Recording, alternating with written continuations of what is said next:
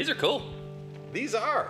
And you know who's even cooler? You guys right here who chose to watch the weekly Main Stage Music live stream on Facebook or YouTube. Yeah. Like and subscribe and punch and click and dance and hokey pokey.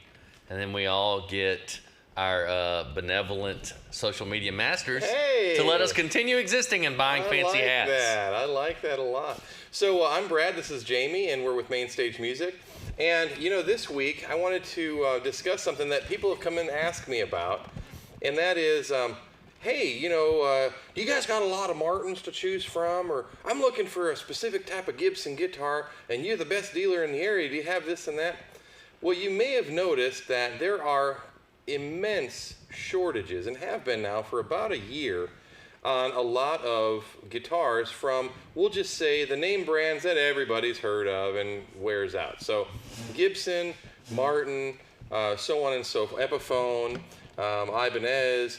These are all models that the internet doesn't need any help promoting them. They've been around forever and everybody knows them.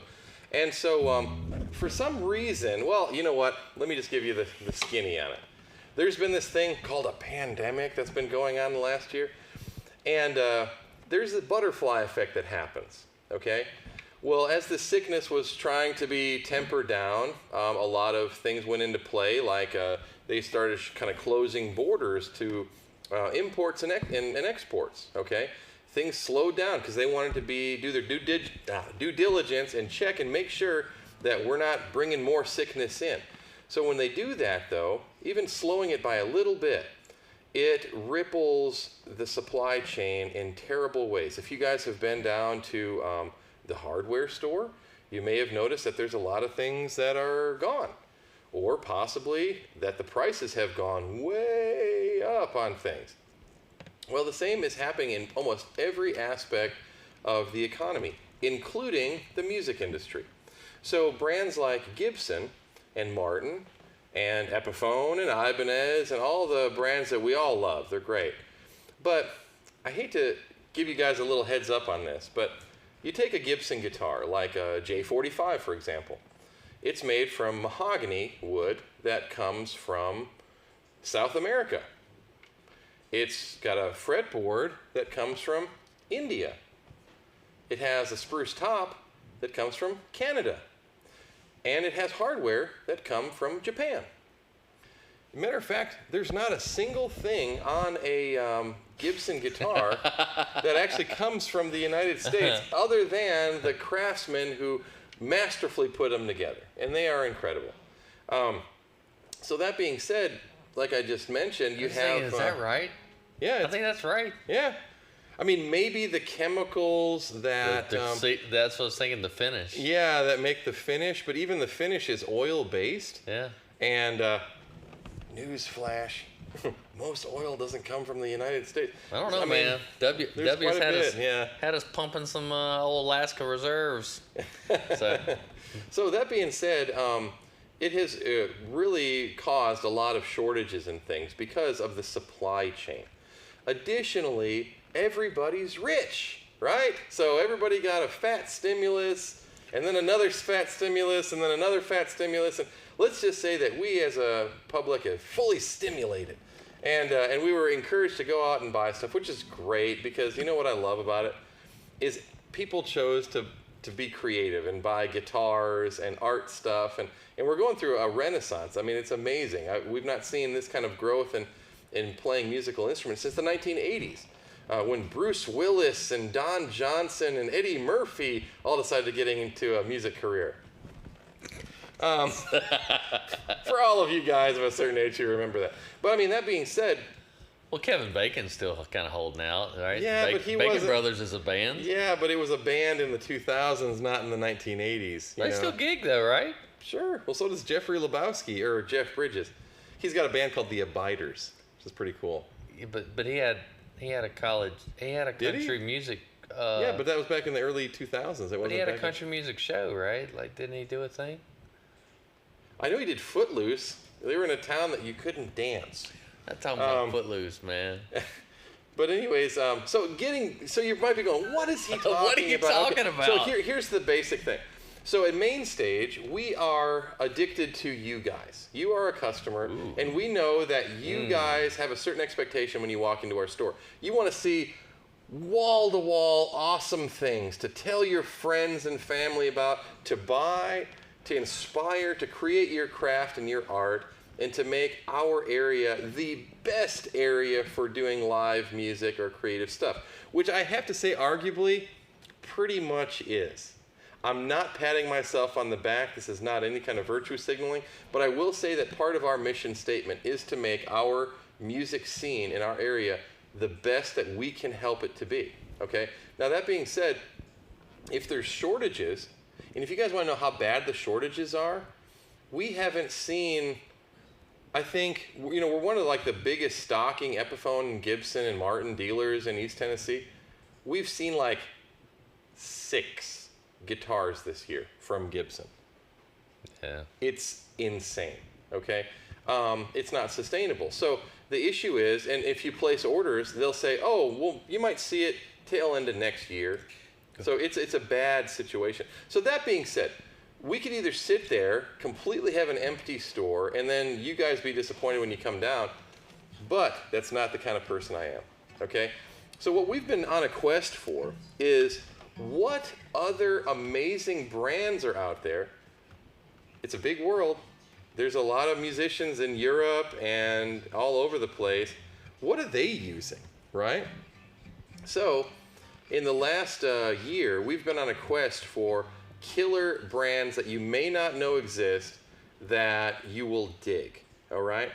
Now, I want you, when you watch this, to pipe in and tell us what you think. We want you to subscribe, we want you to share, but we also want you to comment, because if there's something that you've heard about that that we need to know about because you like, let us know. I'm probably going to put an old guy comment, well, almost certainly, well, without question, I'm fixing to put an old guy comment on here.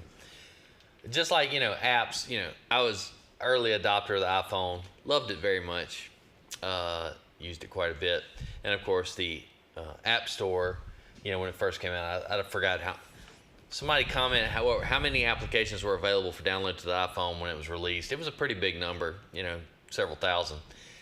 Nonetheless, segueing directly into the music field, you know, as you know, I've been gigging this year with solid state amplifiers for the first time in maybe 20 years. And they're awesome. And I'm getting constant. I'm actually going to correct him. He's gigging with Class D amplifier. It's different. Yeah, it's not really the same. Well, it's definitely not tubes. It's definitely not heavy. There you go. It's definitely not tubes, yeah.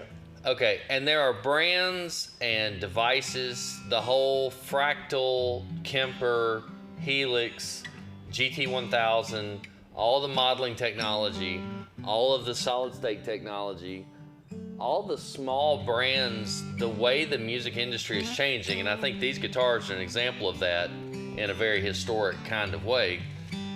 There's going to be crap out there that is so stinking good. You have no restrictions to making great music. No restriction to it. That is true. That's a challenge to you guys. If you didn't pick up on what he's saying there is no excuse for you not to be awesome, because it's definitely not the gear. This thing at this price. So let's talk about what we're holding here. So in short, here's what we're saying. The brands that you guys are used to seeing just aisles of at Main Stage, Martin, Gibson, Epiphone, Ibanez, we still have them. We will always have them. We love them. They're great brands. But right now, these companies were ill prepared for what happened, okay? And they're tragically backordered, okay? So what we're doing is we are expanding our horizons. If you are a follower of the show, you may have watched an episode from last month where we had one of the factory reps from a brand called Vintage, which is from the UK. And Vintage is a collaboration with Trev Wilkinson. If you've guys been to the store and played them, there's a high probability you bought one because they are awesome. Everybody that plays one loves one. And they're just killer guitars. And so I mean, I know this ain't the New X show, but I mean, that's a brand that I had no idea even existed. Yeah. Did it start on Amazon? We're going to get in. We're going to do a show about what he's talking about is a brand Nux, or some people might just call them Nux. But I'm going to say... I'm going to start calling them Nux now. Yeah, it's Nux, but I mean, let me just say this, is that Jamie and I are both professionals and we like gear, and so when we see things that seem like too good of a deal, we're kind of like, well, we're accustomed to crap. Like, there was so much crap being made, you know, when we were coming up, that, I mean, that price and brand distinction meant something. It is increasingly making less and less of a difference, where it's just, and I own Gibson. And I mean, it's like, as do I. And it's well, obviously you. I mean, that's but it's just we're speaking from experience. I just think that, like, and it's here's the finish to the old guy comment. When you got the phone, it had a mail app.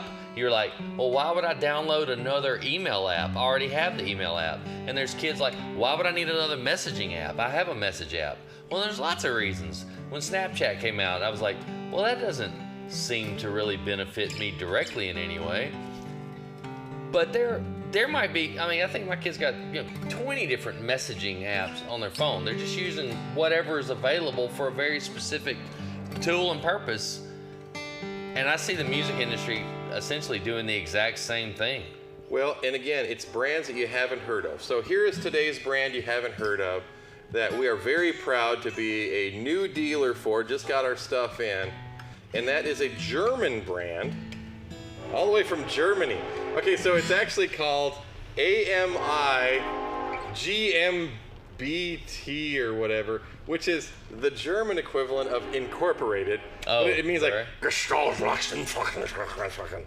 but yeah, it basically just means incorporated. I think it means bratwurst with mustard on the side. Oh, and diced onions. We're going home right now and making Johnsonville brat.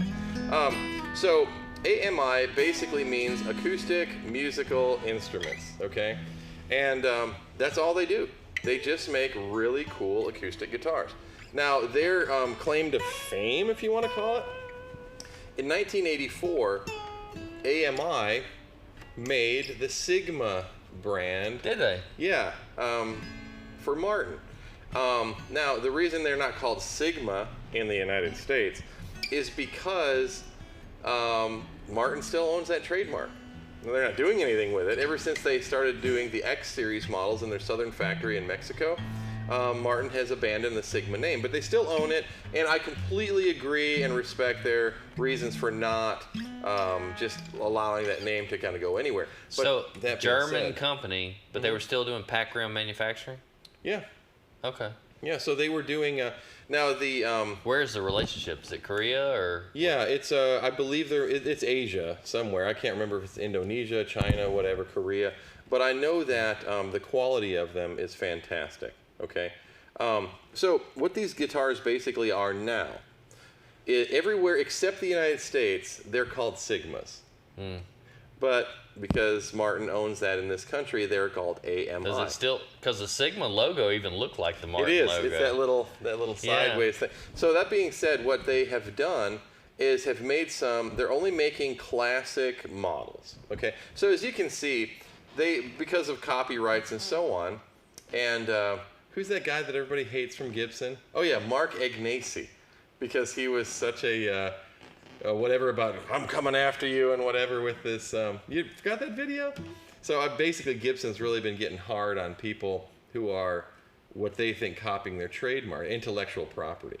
Well, they did that, but they also released a few. They did. You can work licenses in partnership. where you can manufacture Gibson copies. Exactly. So they're just getting a handle on it. I'm not criticizing Gibson's decision. I would do the same thing. I waited and I bought a Mark Agnesi era Gibson because when that whole administration shift happened and they came out with the standards that were $2,500 and they were great. You get a 50s or a 60s standard, you get a 50s gold top P90 for $2,500. Thank you, Gibson. That's what we're hunting. Yeah. So anyways, that being said, they made some changes to make them their own, okay, but they're still inspired by classic designs. So AMI only makes acoustic guitars. This one you can definitely tell is inspired by the super jumbo styles of the Gibsons of the 1940s and 50s. So is that a 180 or is that a 200? No, it'd be a 200. Yeah, 180 would be like a grand concert body. This is definitely super jumbo. So, yeah, I didn't know a 200 Sunburst without the mustachy thing. Mm-hmm. Okay. The mustachy thing was one toke over the line for AMI. Their original model had the mustache. Did it really? And they got, canceled. Okay. But now if you're outside of the United States, you can get one with a mustache bridge. How do you like that? Now that being said, the belly bridge, okay, this is a standard, I guess we'd call it belly bridge. It looks pretty good on this guitar. I have to say, it looks pretty sharp. So you've got a solid spruce top.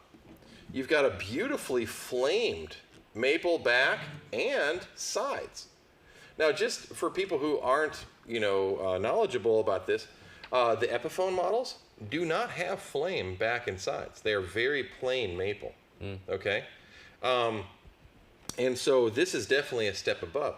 Another thing, if you notice, again, for the people who are Gibson aficionados, this has got the 3-piece neck like a real Gibson would have. Again, the Epiphone version, which is great, is not going to have that. All right. They have also been using the engineered material Richlite, which is effectively reconstituted wood. So it is wood, but it's just engineered wood for the bridge and the fretboard.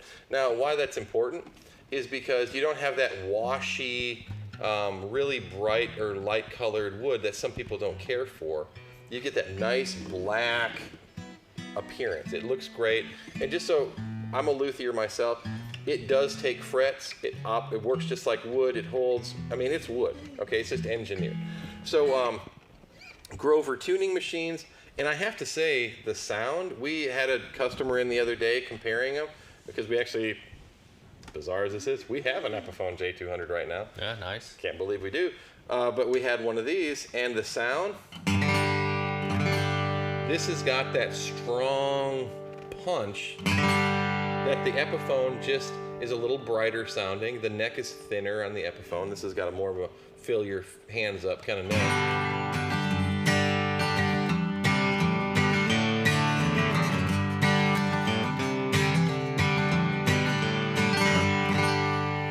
Cool. Yeah, it's not a chimey sounding guitar at all. No. It's got beef. It's definitely got beef. All AMI guitars have the bone saddle and the bone nut. And, the only notes I'm going to give this guitar, which we will fix because, of course, Mainstage does all this stuff, is the saddles are cut a little high, probably just so that you could bring it down, okay? But the action's still okay. No, it is. With a It's saddle perfectly, out, which means your neck angle's good. Oh, the neck sets are perfect on all these guitars. Also, all of these are dovetail neck sets. Oh, there is no doweled necks. For those of you who don't know what that means, with less expensive guitars, a dovetail, okay, like high-end furniture, you slide a dovetail into the tenon, the mortise and tenon type of thing here, and it makes a very solid connection. But it takes more work and know-how to do that, okay? So with a lot of Epiphone guitars and less expensive versions of other guitars, they use a dowel system. So that basically means that on the neck, on the body here, they drill 2 holes, and in the neck they drill 2 holes, and they connect it with dowels, which is a lot faster to do. The critics, though, will argue that you can hear a difference in a dovetailed neck. It has a more solid and punchy sound than in a neck that's held together with dowels or screws. So Taylor is an example of a guitar that does not have a neck joint at all. It just has got 2 screws that hold the neck to the body. Okay, It's got a little pocket. When he says little, he's talking teensy weensy little pocket. Okay, My gauge of size is not off. it's an 1/8 of an inch, just for you to know. Okay, so I don't know anybody that goes, man, look at that guy. He's got an 1/8 of an inch there, and think that that's sufficient. All right. Now that being said, We're rounded to the nearest inch. so that being said, these all have dovetail neck sets, which means that even if 30 years from now they need a neck reset, it can be done. Whereas on a doweled neck set, you just ain't gonna do it. And there is a sound difference. They have a big sound. Now this is, of course, the J200 style. There's not many companies that even make a super jumbo. You have AMI, you have Gibson, Epiphone. I guess Taylor makes a big maple jumbo. Martin doesn't. Larrivee doesn't. Well, Santa Cruz doesn't. There's really not that many companies that offer a big maple jumbo guitar. Well, the Collings. Okay, well, Collings does. So, but again, the fact that we had to kind of grope for an answer here tells you that the Super Jumbo is a guitar that most manufacturers, they're going to steer away from. So the fact that AMI did it is a very cool thing, and so we wanted to have one in our store. It also comes packaged with a really nice case, okay? It is one of those semi-rigid Metro-style bags it throws over. It's got electronics. And it has electronics. They package all of their guitars with the Fishman system. It's tactfully keeps the volume and tone controls in there. Oh yeah, they got the controls in there. Yeah, it's a wonderful setup. Now the one you're playing there is pretty cool. So obviously it's inspired by the Hummingbird style.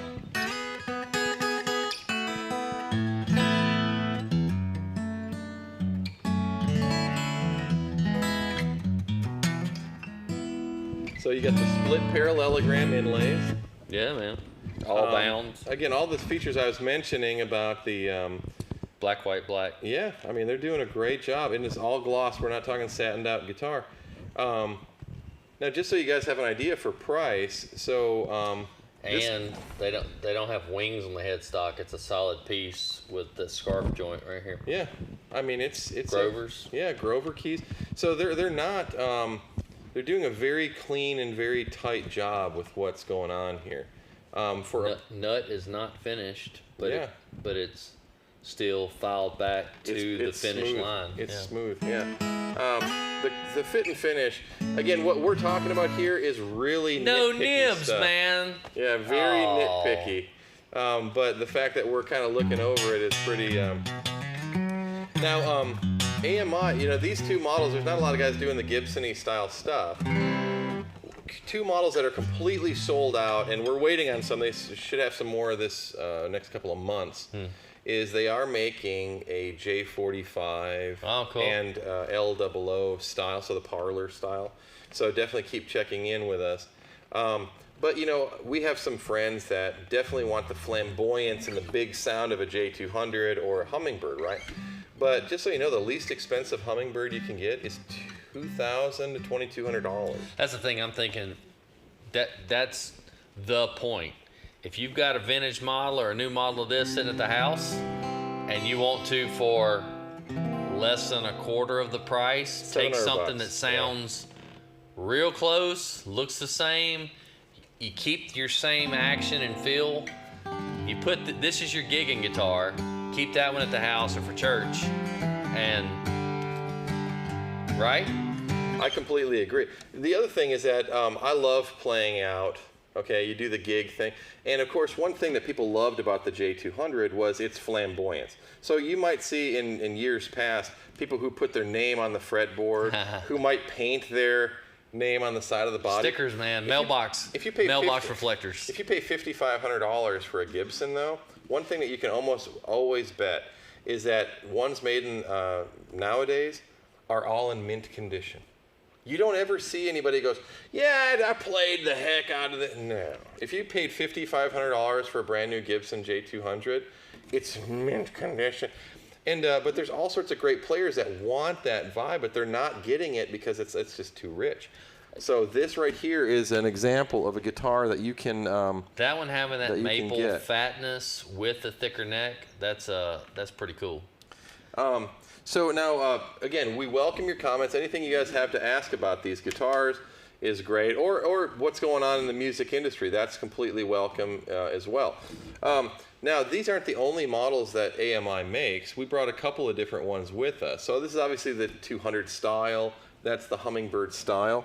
But they also do, of course, our other favorite company of classic guitars, the Martin style. Now, I have never, and I've been doing this for a living for the better part of 30 years, okay?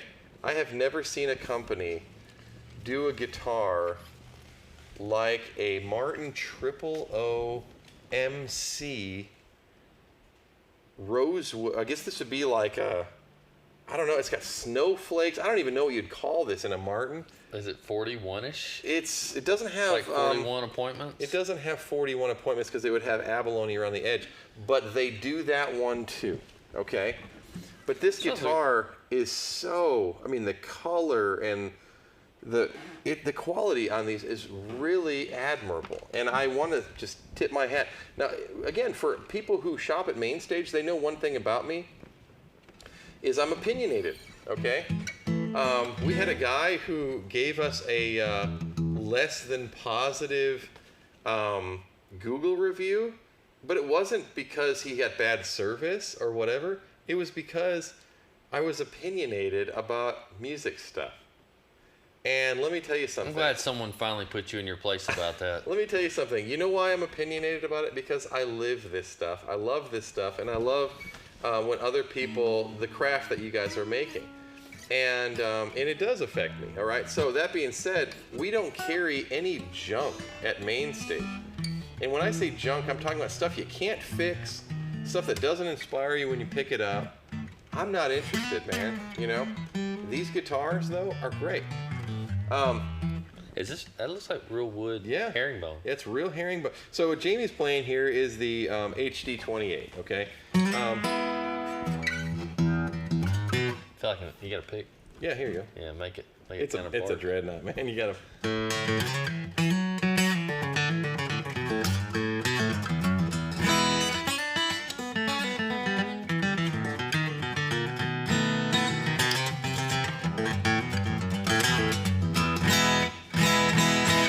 It's got a very solid, tone.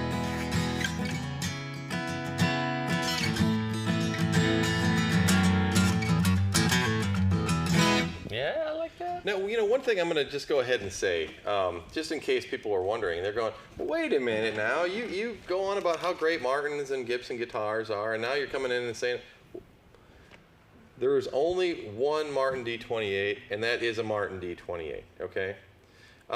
But now that being said, it doesn't mean that there's not a lot of companies out there, Eastman, Blue Ridge, obviously AMI, that are making some amazing guitars that that can provide you with a lot of fun, inspiration, and utility for a price that you can snag. Yeah, and I mean, we talk about the church example, but there's also other examples. Some guys like to get into the old like devil's juice on Saturday nights, and you've got a $5,200 D28 historic that you love and sounds fantastic, but you've maybe gotten a little far off into the mint juleps, or you're sitting around the campfire. A tenth of the price. This guitar is $500. And you've got the same look, rough feel. I mean, because I'm not joking. The necks are. Yeah. I mean, even the neck joint. See how it meets at the binding edge instead of like the Gibsons where it goes almost. It's similar construction. I don't know, man. It's blowing me away, like what these folks are building now. This is a guitar that Martin doesn't even offer right now that I'm holding, and the smaller body models are just. You've got a wonderful control. Nice. You feel definitely more connected to the instrument. How much is that one? This guitar is $550. Are you kidding? Now this is an acoustic electric. Again, solid wood for the top. You got the nutting. Yeah, I mean this thing is great with deep burst top. Yeah, inlay works. Inlays. I mean this is an incredible piece of gear for a price that truly anyone can afford. Okay, so. Brad's not going to want to do this, but I want to do this because I don't want to be looked at like I'm on here always kissing up to every instrument. We need to bring some crap guitars up here because there's plenty of them out there. Don't think that we're always playing something that's like, we're always anxious to sell the next thing out of the box because there's plenty of junk too. Let's have a junk show, man. Yeah, we probably should. Let's have a junk show. We'll still make music with it, but it's not gonna be fun. It ain't gonna look good. It's gonna be junk. But here's the problem with having a junk. We're gonna have a junk show. There were some artists, and I would say most notably, one person that's often credited with being a guy who plays junk is Jack White. Okay, Yeah. but let me tell you something about Jack White.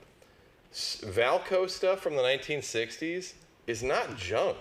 Those are actually pretty cool guitars. Dave Rollins, that Olympic, you could get an old beat up Olympic for what? $100 in a pawn shop, and now that he plays them, they're $2,000. So, but he makes that sound. It's so stinking good, man. So guys like Jack White, guys like Ryan Adams, and I know he kind of was a victim of some cancellation a few years ago. The guy's still an amazing musician, songwriter, and performer. Those Buck Owens guitars, those American guitars. But seriously, you go play one of those early harmonies, or I shouldn't say early, but mid to late 60s harmonies that were all solid wood with a dovetail neck joint that are set up properly. Well, that's true. You will want one. They are great guitars. So these guys, they were credited with, they're playing junk. It's not junk. It's very good stuff. It's just not a Fender or a Gibson or a Martin.